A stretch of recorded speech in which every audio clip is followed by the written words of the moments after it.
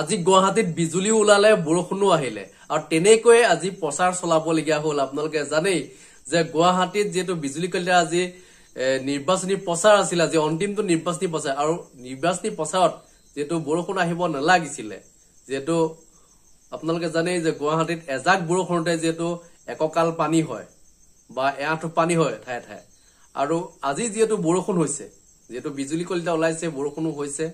গতিকে কি হয় এতিয়া সময়ত লক্ষণী হ'ব, যেটো অন্তিম দিনটোত ভাল ধৰণে নিৰ্বাচনী প্ৰচাৰ চলাব পাৰিব লাগিছিলে, যেটো চলাব নোৱাৰিলে কেৱল বৰষুণৰ কাৰণে। আজি কি কৈছে মীৰা বৰঠাকুৰে আপোনালোক মই শুনাই ল'ব বিচাৰিছো।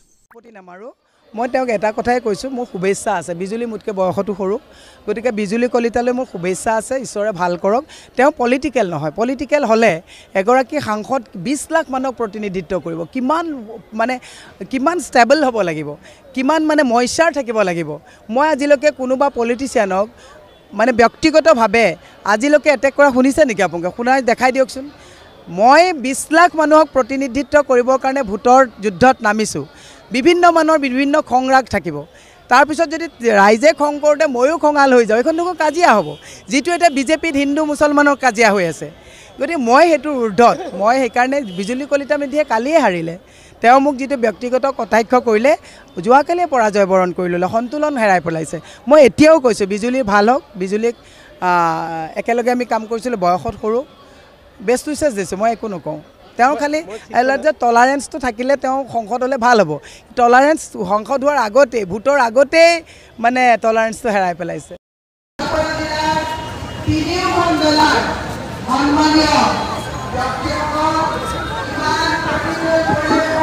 মোৰ ভিডিঅ' হৈ আছে নে বা?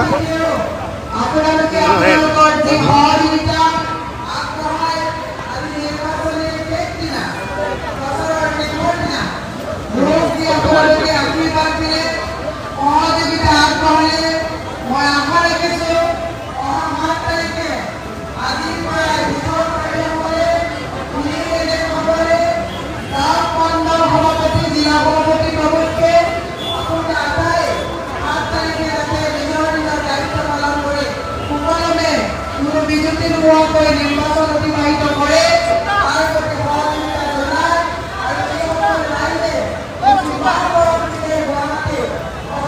ধন্যবাদ জানাইছো। কিছু যানজট হৈছে, মই ৰাইজৰ ওচৰত ক্ষমা বিচাৰিছো।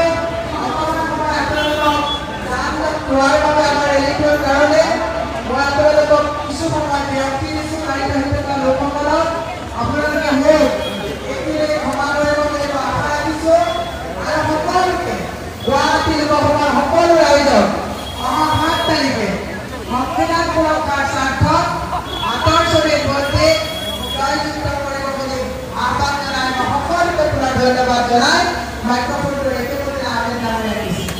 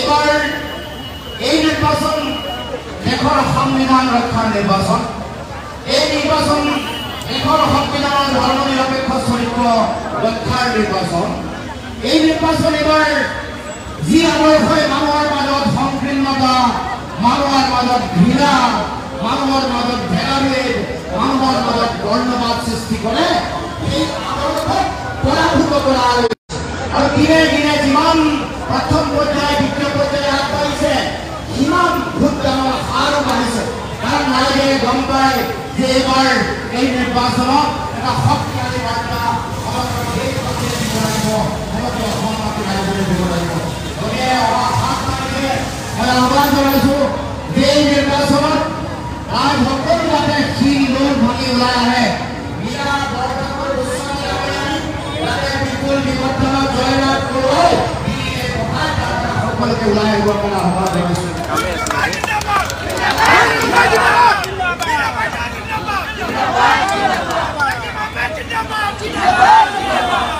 যেতিয়া অহা ৭ তাৰিখে নিৰ্বাচনত ভোটদান কৰিব ইভিএমৰ সন্মুখত থিয় হোৱাৰ আগতে ৰাইজে মনত পেলাব লাগিব যে অসমৰ জাতীয় ৰাজনৈতিক অন্যায় কৰিছে অন্যায় কৰা দলটো হ'ল এই বিজেপি দল যি দলে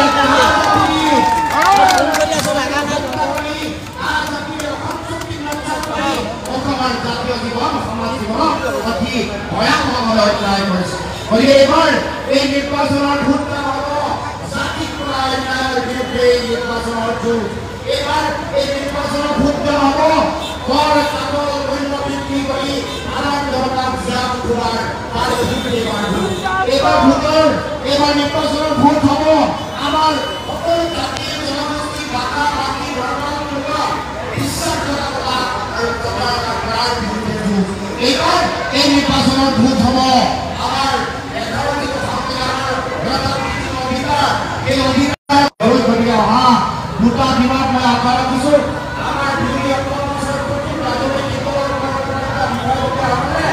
সকলোৱে যাতে অহা 2টা দিন সকলোৱে নিৰন্তৰভাৱে কাম কৰে 24/7 এটা অতি গুৰুত্বপূৰ্ণ